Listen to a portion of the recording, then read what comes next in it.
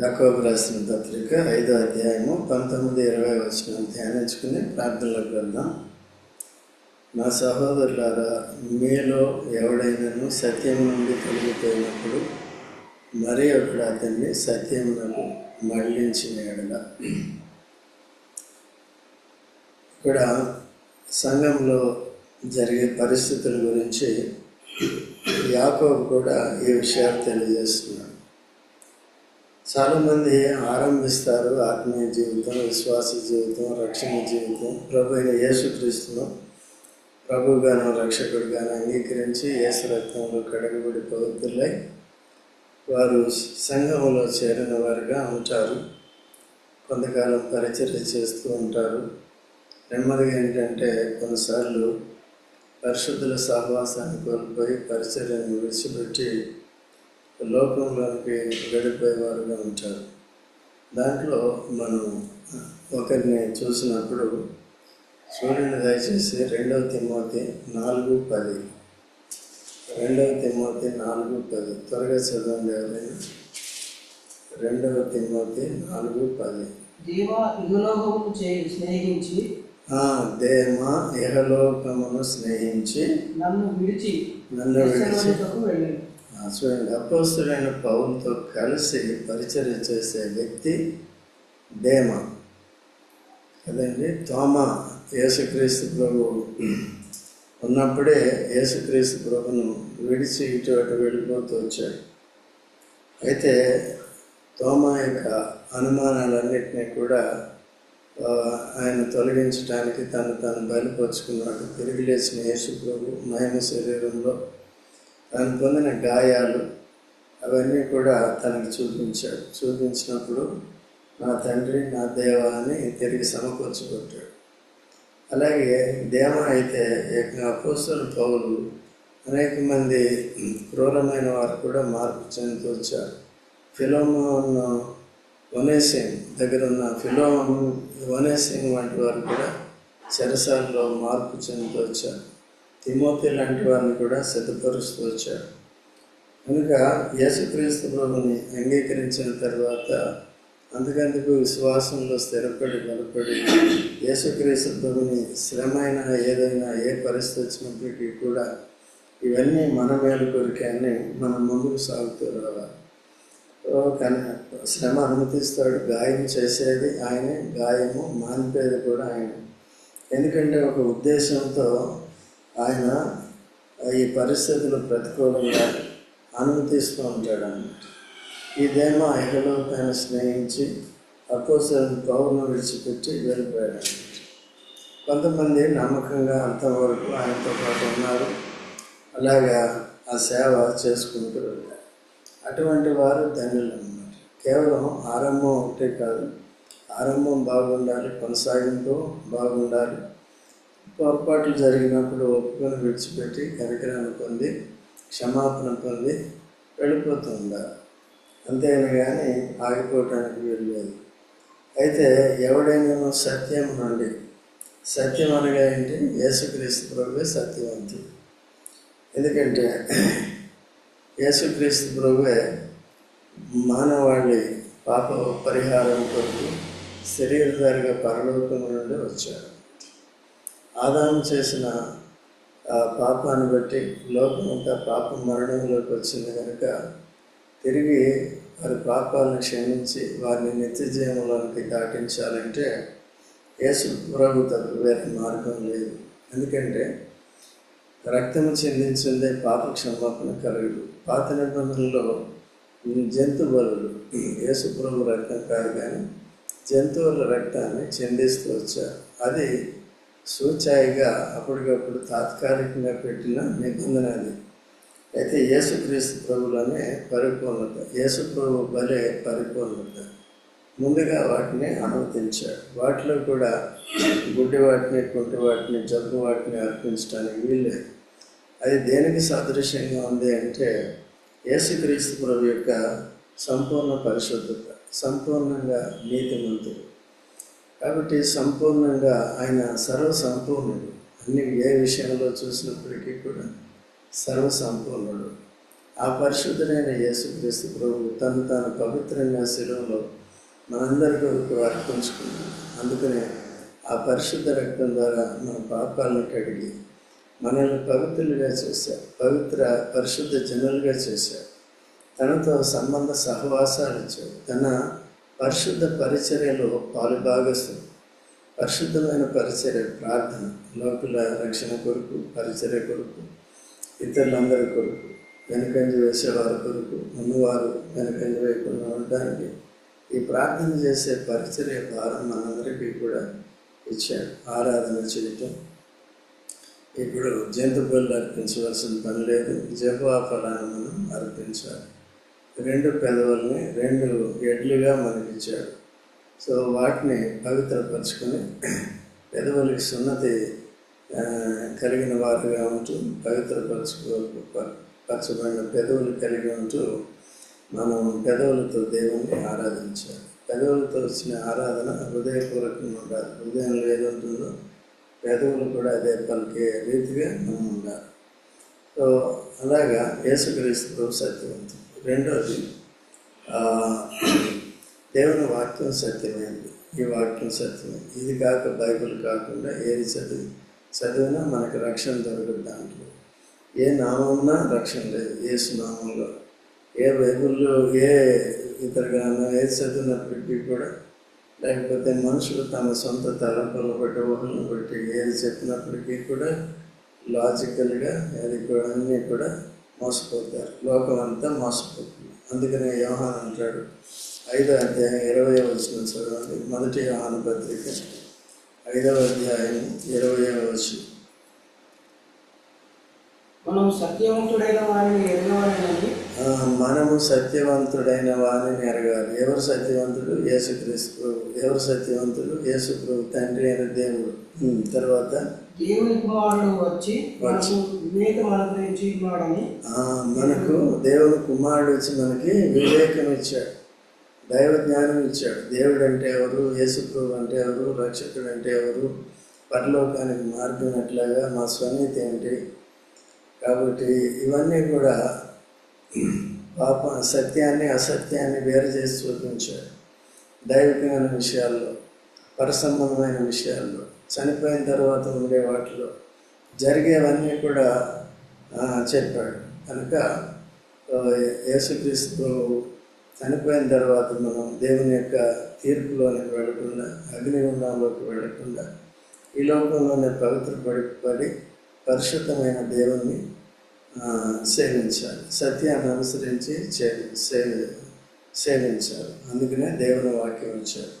నువ్వు ఏ పరిచర్య చేసినప్పటికీ, ప్రార్థన చేసినా, ఆరాధన చేసినా, ఏది చేసినప్పటికీ ముందుగా ఆ సంబంధిత వాక్యాన్ని మనం ధ్యానించుకుంటాం. అది వాక్యం సరైన రీతిగా మనల్ని నడిపిస్తుంది అన్నమాట. ఎలా ప్రార్థన చేయాలి, ఎలా ప్రార్థన చేయకూడదు, వేడుకొరకు చేయాలి, వేడుకొరకు చేయకూడదు ఇవన్నీ. మూడోది ఏంటంటే సత్యాత్మ, పరిశుద్ధాత్మ, సత్యాత్మ. ఎందుకంటే దురాత్మ కూడా ఈ లోకంలో ఉన్నాడు.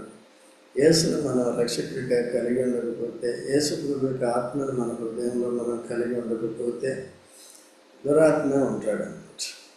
కాబట్టి వాడు ఎప్పుడు కూడా హృదయాన్ని కఠినం చేస్తూ ఉంటాడు, అపవిత్రంగా జీవింపజేస్తాడు, లోకాన్ని ప్రేమించి లోకాన్ని అనుభవించేటట్టుగా చేస్తాడు, దైవవిరుద్ధులకు వెళ్ళిపోయేటట్టుగా చేస్తాడు.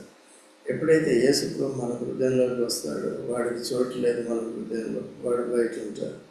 బయట నుండి శోధిస్తాడు మళ్ళీ లోపలికి రావటానికి. అందుకనే హృదయాన్ని ఖాళీగా పెట్టుకోకుండా ఎప్పుడు కూడా వాక్యంతో నింపుకోవాలి. వాక్యం అనే విత్తనాలు మన హృదయంలో ఫలించేటట్టుగా మనం వెతుకోవాలి. సో మార్కు సువార్త 4వ అధ్యాయంలో మొదటి నుంచి మనం చూసాము అనేక సార్లు. రాతిని, ఈ నేలను పోల్చి హృదయాన్ని చూపించాడు. ఈ భూమి మీద, నేల మీద విత్తనాలు చల్లేవారు త్రోవ పక్కన వేయకూడదు, రెండోది రాతి నేల మీద వేయకూడదు, మూడోది ముళ్ళ చెట్లలో వేయకూడదు.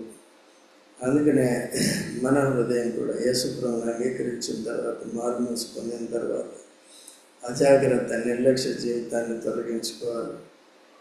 త్రోవ పక్కన ఉంటే. రెండవది కఠిన హృదయాన్ని కఠిన హృదయం అంటే అర్థం ఏంటంటే యేసు ప్రభువుని అంగీకరించాం, నమ్మే హృదయం ఇచ్చాడు, మెత్తని హృదయం ఇచ్చాడు, విధేయత చూపించే హృదయం ఇచ్చాడు. అయితే కొన్నిసార్లు ఏం చేస్తామంటే వాక్యాన్ని విన్నప్పుడు సంతోషంగా వాక్యాన్ని అంగీకరిస్తాం, బయటికి వెళ్ళి కొద్దిగా శ్రమలు వచ్చినాం, సూర్యుడు ఉదయించగానే ఈ ప్రకృతి సంబంధం విత్తనం మొలకొచ్చినప్పటికీ కూడా నీరు ఆవిరైపోయి ఎండిపోతుంది అన్నమాట. అలాగే సూర్యరశ్మి కొన్ని శ్రమలకి గుర్తు. శ్రమలు, శోధనలు, కష్టాలు, నష్టాలు ఎదురైనప్పుడు ఇక మనం వదిలేస్తాం, అనేకసార్లు దేవుడిని అనుమానిస్తాం, లేకపోతే ఇటువంటి పరిస్థితుల్లో సహాయం చేయలేదనుకుంటాం. దేవుడు చూసేది ఏంటంటే శాశ్వతమైన విషయాల కొరకు, మరణం తర్వాత ఉండే వాటి కొరకు ఎక్కువగా చూస్తాడు. మనిషి ఏమో మరణం ముందు ఉన్న వాటి కొరకు చూస్తాడు. దేవుని నమ్మి కూడా ఎక్కువ భూ సంబంధంగా నాకేం చేసి ఉంటాడు, మొదటి నుంచి ఉన్నది. ఈవెన్ ఇశ్రాయేల్ కూడా ఐగుప్తు నుంచి విడుదల పొంది బయటకు వచ్చిన తర్వాత కూడా వాళ్ళు భూ సంబంధమైన కోరికలే, ఐగుప్తు సంబంధమైన ఆశలే కలిగి ఉండవచ్చు. చాలామంది నాశనం అయిపోతూ వచ్చారు. మనిషిని భూసంబంధమైన దృష్టి నుంచి మళ్ళించి పరలోకపు దృష్టిలోనికి, పరసంబంధమైన వాటిని చూసే దృష్టిలోకి తీసుకురావాలంటే ఇదే పరిస్థితి అన్నమాట. చెప్తూ ఉంటాం, చాలామంది వింటూ ఉంటారు, కానీ దాన్ని ఇక్కడ అంగీకరిస్తారు, బయటకు వెళ్ళిన తర్వాత వదిలేస్తూ ఉంటారు. అలా చాలామంది నష్టపోతున్నారు ఆత్మీయంగా. ములపదులంటే ఐక్య విచారాలు, ధనమోసాలు. సో ధనమోసాలు ఇలా నానా రీతిలుగా జరుగుతూ ఉంటాయి. వాటిని ధనమోసాలు చిక్కుకోకూడదు. కొన్నిసార్లు అప్పిచ్చి వారు బాధపడుతూ ఉంటారు. అప్పు తీసుకున్న వాళ్ళు మనస్సాక్షి పాడవుతుంది. వాళ్ళు అపరాధ మనస్సాక్షి కలిగి ఉంటారు.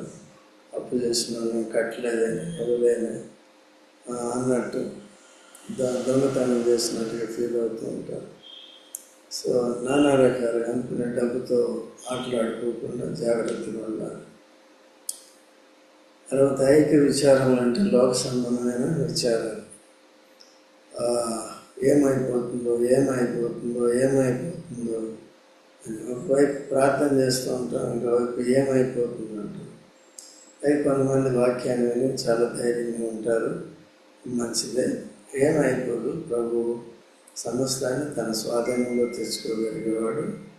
అయితే తన చిత్తానికి అనుగుణంగా కూడా మనం ఆలోచించాలి. ఆయన శాశ్వతమైన వాటిని చూస్తాడు, మనం తాత్కాలికమైన వాటిని చూడకుండా. సో అది మనం ఎందుకు పోగొట్టుకున్నప్పటికీ కూడా అది శాశ్వత కాలంలో ఉంటుందా లేదా అనేది మాత్రం చూసుకోవాలన్నమాట. కొన్నిసార్లు డబ్బు పోగొట్టుకున్నాం భక్తి కొరకు, అది ఎక్కడికి పోదు. ఇక్కడికి పోతే అక్కడ ఉంటుంది, ఇక్కడ ఉంటే అక్కడ ఉండదు. సో అవన్నీ కూడా చూసుకోవాలి. యోగు లాంటి వాళ్ళు అటువంటి గ్రహింపు కలిగి ఉన్నారు. కుమారులు పోయినా, కుమార్తెలు పోయినా, ఆస్తి పోయినా, భార్య పోయినా, అన్ని పోయినా పెద్ద వారు బాధపడలేదు. కనుక అందుకనే దేవుడు నమ్మదగిన వాడు కనుక, దేవుని వాక్యం నమ్మదగినది కనుక, పరిశుద్ధాత్మ మనం బోధించే పరిశుద్ధాత్మ నమ్మదగిన వారు కనుక మనం ధైర్యంగా ఉండాలి. విశ్వాసం కలిగిన వారు ధైర్యంగా ఉండాలి. మీరైనా నేనైనా అందరూ కూడా రీతిగా ఉండాలి. అప్పుడు ఈ మూడు లేనప్పుడు నిర్లక్ష్య జీవితము, కఠిన హృదయము, వెంటనే మనం హృదయాన్ని కఠినపరచుకోవడం, మూడోది ఐక్య విచారాలు, ధనమోసాలు చిక్కుకోకుండా ఉంటే, ఈ మూడు తొలగించుకుంటే హృదయంలో నుండి అప్పుడు మంచి నేలగా ఉంటుంది. దేవుని వాక్యము 30 అంతలు, 60 అంతలు, 100 అంతలుగా ఫలిస్తుంది. లేనట్లయితే ఈ దేమావళి వెనకని వేస్తారు. అందుకనే ఈ లేఖనాల్లో దేమా రాయబడి ఉన్నాడు. అయితే అనేక సందర్భాల్లో మనం కూడా చూస్తాం, మనలో కూడా కొంతమంది వెంటనే వేసిన వారు ఉన్నారు.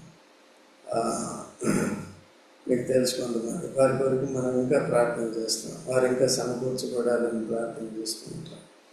కొంతమంది తాగుడు వ్యసనాలని, లేకపోతే లోకంలో అక్రమ సంబంధాలు పెట్టుకోవటం, పురుషులు ఆ విధంగా వెళ్ళిపోవటంగా ఉంటుందన్నమాట. అది ఆత్మీయ జీవితానికి చావు తీసుకొచ్చేదన్నమాట. అలాగా అందుకనే పేతురు ఏమంటాడంటే 2వ అధ్యాయం 20వ వచనంలో, పేతురు 2వ పేతురు 2వ అధ్యాయం 20వ వచనంలో చదవండి. వారు ప్రభువును రక్షకుడునైన యేసుక్రీస్తు విషయంలో అనుభవ జ్ఞానం చేత వారు ప్రభువును రక్షకుడైన యేసుక్రీస్తుని గురించిన అనుభవ జ్ఞానం చేత ఈ లోక మాలిన్యములను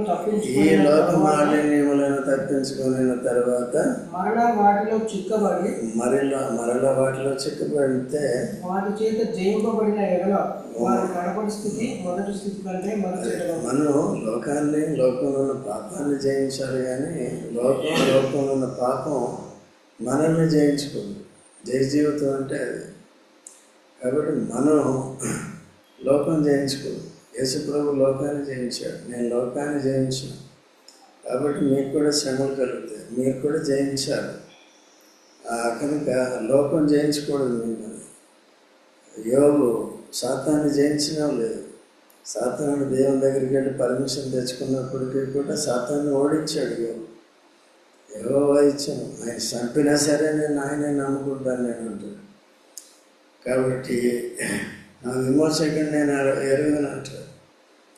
కాబట్టి నేను చూస్తానంటాడు. నా విమోచకుడు సజీవుడు, నేను ఆయన చూస్తాను, నన్ను కూడా సజీవుడిగా ఉంచుతాడు, చనిపోయినా నేను బ్రతికే ఉంటాను అని అటువంటి వాక్య నిరీక్షణ కలిగి వాక్యం ద్వారానే మనకి ఏమేమి జరుగుతుందో ఇవన్నీ కూడా ఎరిగిన వారిగా ఉండి ఆ కలిగే నిరీక్షణ బట్టి ధైర్యంగా ఇతరులకి మనం చెప్పగలిగే పరిస్థితులు ఉండాలి.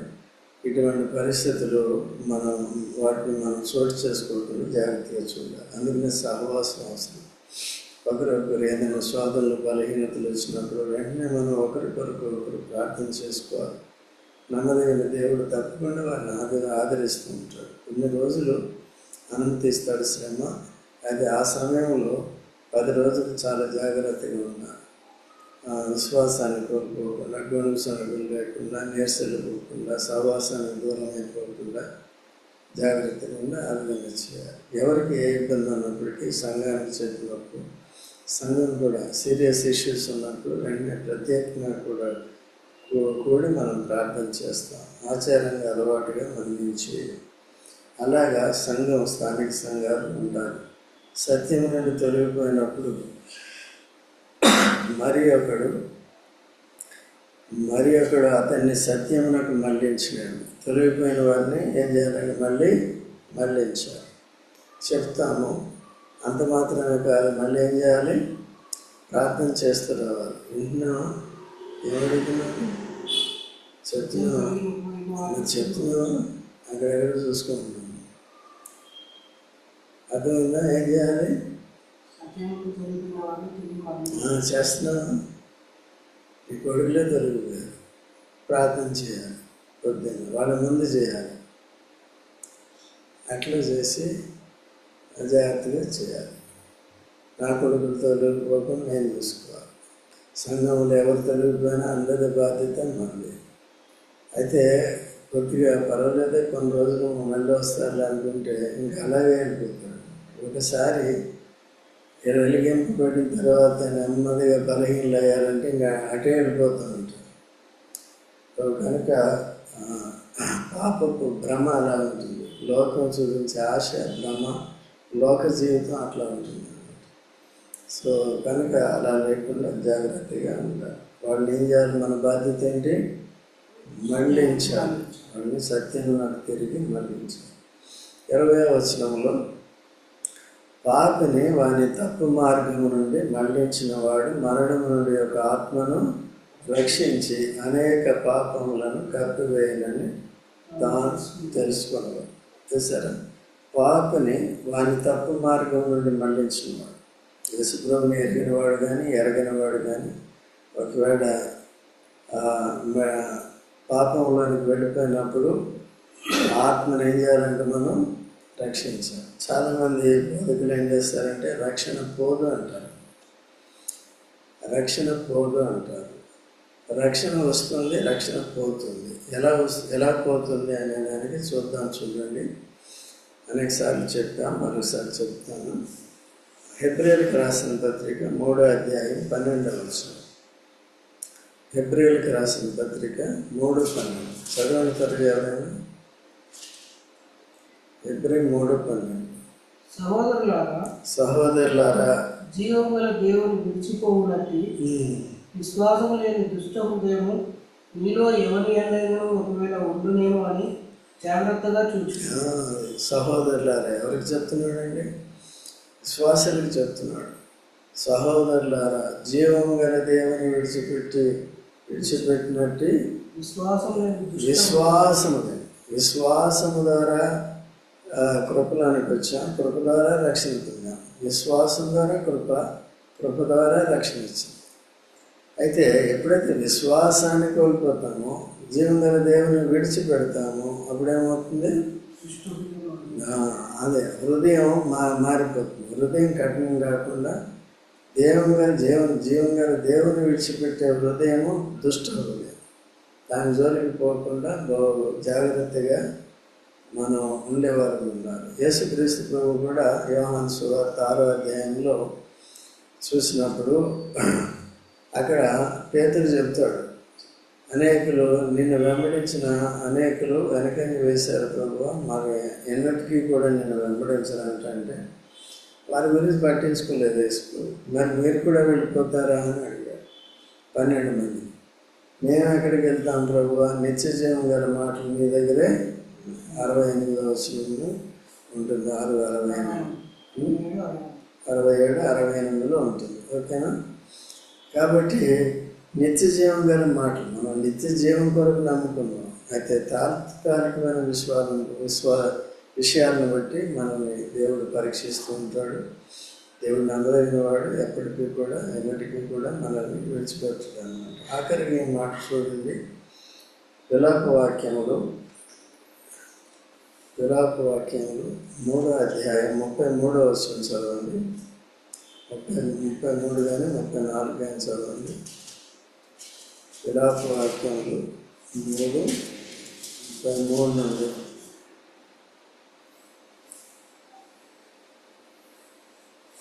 హృదయపూర్వకంగా ఆయన నరులకు విచారమునైనను బాధనైనను కలుగచేయడు. తర్వాత దేశమునందు చెరపట్టబడిన వారు చాలండి. హృదయపూర్వక దేవుడు హృదయపూర్వకం ఏం చేయడు? ఎందుకంటే కొన్నిసార్లు సాతాను ప్రతి వారు కూడా దేవుని బిడ్డలు సబ్జెక్ట్ టు టెస్ట్ అన్నమాట. టెస్ట్ పాస్ అయితేనే దేవుని బిడ్డలుగా స్థిరపడతారు, పరిసంబంధమైన ఆశీర్వాదాలకు అర్హులు అవుతారు. అందుకనే మోషే లాంటి వాడిని పరీక్షించాడు, ఇశ్రాయేలుని పరీక్షించాడు. తప్పిపోయిన వారంతా నష్టపోయారు.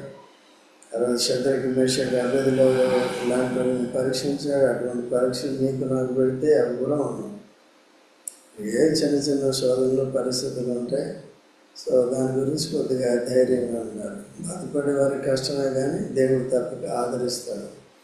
అయితే ఎప్పుడు కూడా సహవాసాన్ని కోరుకోకూడదు. సహవాసం ద్వారా దేవుడు మాట్లాడినప్పుడు హెచ్చరిస్తాడు, ధైర్యపరుస్తాడు, క్షేమాన్ని కలుగజేస్తాడు. మన బాధ్యత కూడా మనం స్థిరంగా బలంగా ఉంటూ తప్పు మార్గంలోనికి వెళ్లకుండా, పాప మార్గంలోకి వెళ్లకుండా, మరణ మార్గంలోనికి వెళ్లకుండా జాగ్రత్తగా ఉంటూ మనం వెళ్ళిపోతున్న వారి కొరకు ప్రార్థన చేసే విషయంలో, వారితో మాట్లాడే వారిని హెచ్చరించే విషయంలో, తిరిగి సమకూర్చే విషయంలో మనం పని కలిగి ఉండాలన్నమాట.